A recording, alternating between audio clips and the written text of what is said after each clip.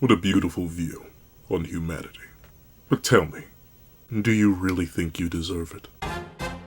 What's up, guys? I'm Hansel here, and here we want to do a nice little quick breakdown and discussion on whether or not Yuji Itadori has earned his victory. Like, whether or not Yuji should actually be the one to defeat Sukuna.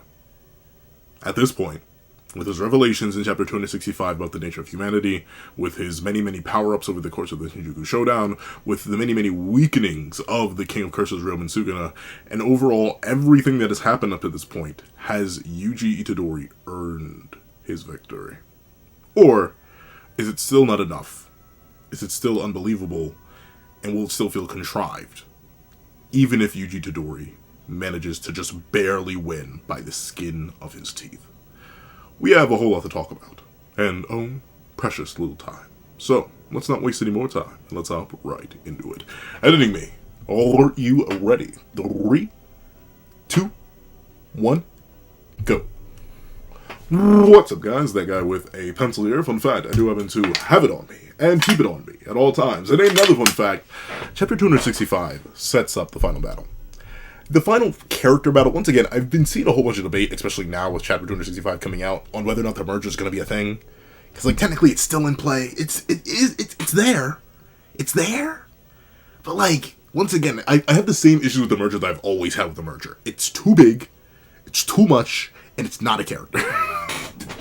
It's too big, it's so much, it's not a character. And ultimately, everything the merger could represent is, like, represented in Sukuna already. I've seen interesting ideas in my own comments and in other people's comments about what the merger could be on, like, a different scale. Like, it doesn't actually turn to a monster, rather, like, awakens the entire world to cursed energy or something like that. That's a unique twist on it. But, like, the merger as a big bad final boss, sort of on, like, a, not necessarily an equivalent to, like, a Kaguya or a but, like, a big bad just to defeat at the very end, to, like, erase the world from cursed energy or something like that. I think it's fine, but ultimately, the final battle that anyone would necessarily care about on a character level is set up at the end of 265.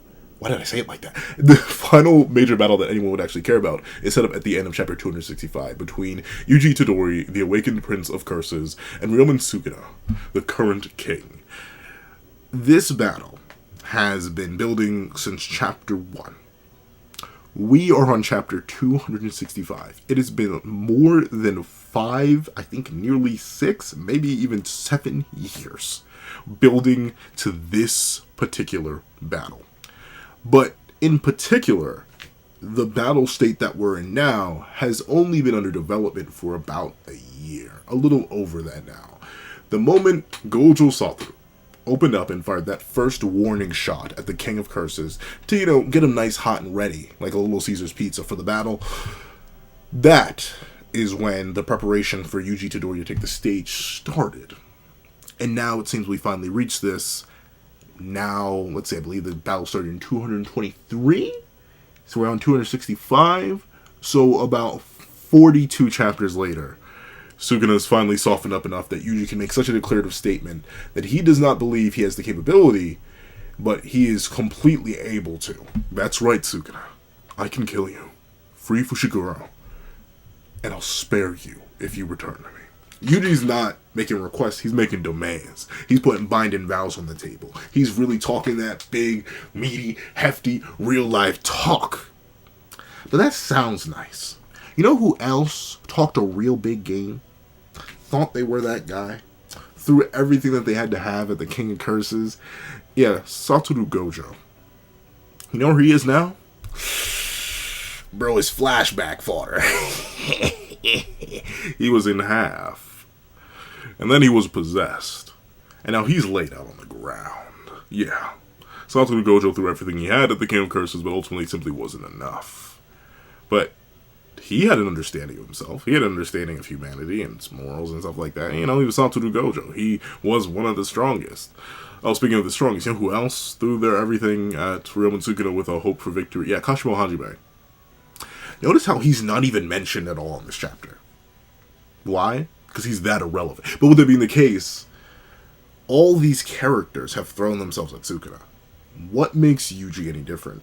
Why now is it earned for him? Why does he suddenly get to be the one making these demands, making these moves, making these plays? Why is he the one to trap Sukuna in a domain expansion and then lay his cards on the table and really tell Sukuna how it's going to be? Why is Yuji Itadori in a point where we can even begin to claim that he earned this victory?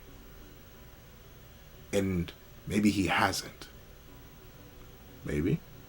But I think he did. And let's talk about why. First things first, I feel like it sort of gets lost considering this entire chapter 265 is essentially a character study on both Ryomen, Sukuna, and Yuji Itadori. And my computer's trying to do a character study on how loud it can get without making me mad, but it's already making me mad right now. But with that being the case, this whole chapter was a character study on Yuji and Sukuna, so I can understand why people forget this. But as I mentioned, we've been fighting this same guy for over a year. Numerous characters have thrown themselves at Sukuna.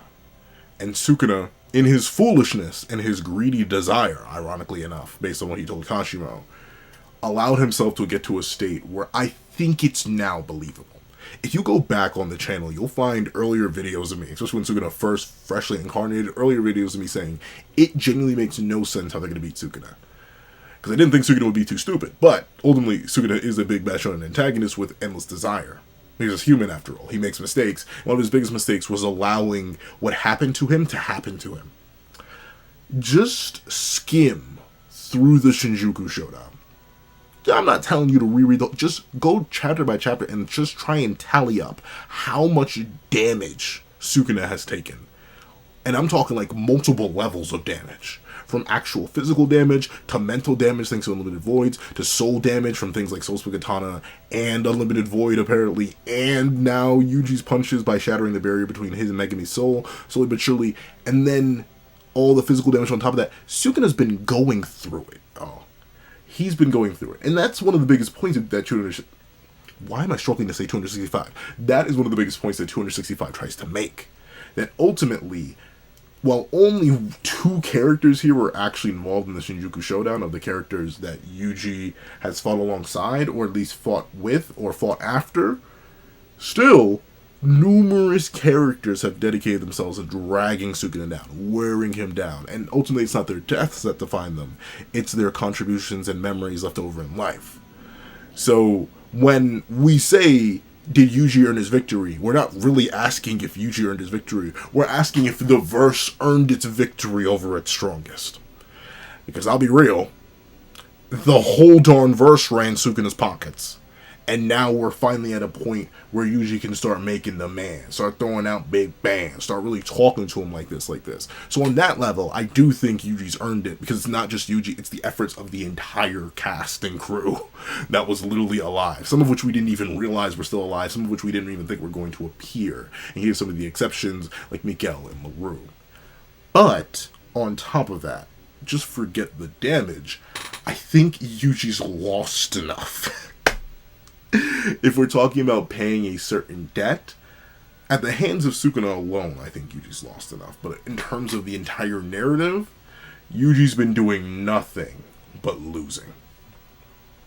Not just in terms of friends and family, but also in terms of just general combat scenarios. He's been losing to Sukuna for the entire series. Bit by bit, piece by piece, portion by portion. He's been losing to Sukuna the entire series. If you were to compile every single one of their interactions into a tally of who came up on top, at the end of all of them, Yuji would have 1 win. And that's his domain expansion. I guess you could argue maybe 257 counts as a Yuji win as well, but considering where it ends for Yuji, I wouldn't even say that. I ultimately think that this still counts as a gargantuan Sukuna W. So in terms of win-loss ratio, sure, all the previous losses Yuji took don't mean anything if he wins in the end, but they do mean something in the sense that that's sort of paying the tab. If it took 10 Yuji L's to get to defeating Sukuna alongside the efforts of the entire cast, then I think that's enough. I'm not sure what else there's left for the boy to do or left for the boy to lose. There's one thing I'm willing for him to lose, and I low-key hope he has to do it for the sake of the Serete, for the greater good. I hope at the end of days he's going to have to sacrifice Megami, but that's it. From his sensei to his brother, everything. Yuji's put in enough. It's kind of like when you put a down payment on a car, right?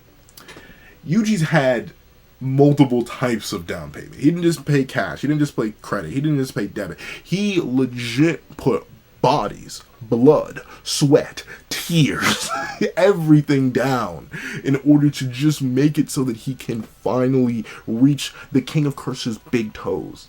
And I think he's earned it. I think he's earned it. He's done so much, put through so much, awakened so much.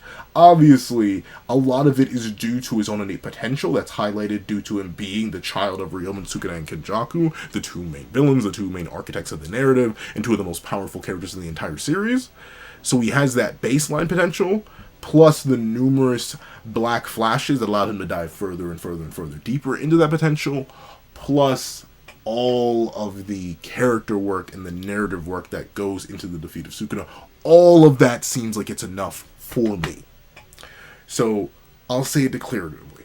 Yuji Itadori has earned his win. And on one thing I do want to make clear for the Sukuna fans. When Yuji Itadori does win, because I'm going to put it out there. If Yuji Itadori loses, I don't know, give me a punishment, I guess. I already have to eat a sock for, like, another thing if something bad happens. And I also have to start, like, a cooking channel and another series I review in case something happens in terms of a certain condition. But, Sukuna fans, give me a condition. Because I feel like Yuji sort of has to win, but him winning doesn't make him stronger than Sukuna. Doesn't make him stronger than Gojo. Heck, doesn't even make him stronger than Yuna. May not make him stronger than Magi. But that's the Maki meat muncher in me. But still, ultimately, this victory over Sukuna is not any way, shape, or form of me saying Sukuna's weak, Sukuna's inadequate, Sukuna's fought. No, he's not. This is simply the culmination of a story that we've been building to for over 260 chapters. And the losses upon the losses upon the losses that one boy's experienced to strike down his wayward father. But, of course, that's what I think. Please what you guys think in the comment section down below. I thank you so much for watching. If you made it all the way to the end of this video, please leave. What's a leave? What's a leave? Leave, I can do this all day.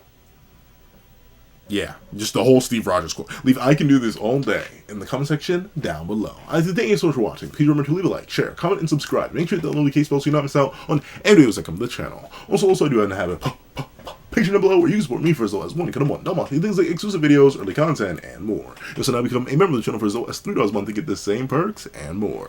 Some perks will include the live reaction to the very next chapter of Jujutsu Kaisen, and if you're very interested in all my videos, and if you become a $25 patron or a $25 member, you can order whatever video you want. Also, I do have a link to my Ko-Fi in the description down below where you can drop 5 beats for a short video, 25 beats for a long video, or any beats at all. Any support is always greatly appreciated. Now, I'd like to thank you so much for watching once again, and I hope you guys have a wonderful day. This is That Got the Pencil, writing off.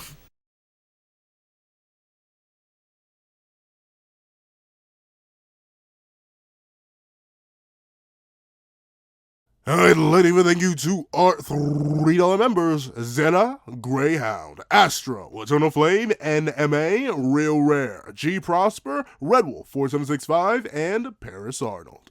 I'd like to give another big ol' thank you to our $5 patrons, Sean, Sammy, Midnight Lord 21, Kevin Encarnacion, Josh Brown, and A+A. And I'd like to give a great big thank you to our $7 members, Autumn Mornings Lazo, Fine, and That Guy. And I'd like to give a great big thank you to our $10 members, Robbie Uchiha, Jay Warrior, and Akid's Void. And I'd like to give big, hefty, juicy thank yous to our $10 patrons, Panda Goat, Michael Williamson, Metal Solid Crisis, Joaquin Munoz, and Idem Okami. And I'd like to give the biggest, juiciest, meatiest, sloppiest, and heftiest thank you of them all to our $25 patron, Calvin Elder.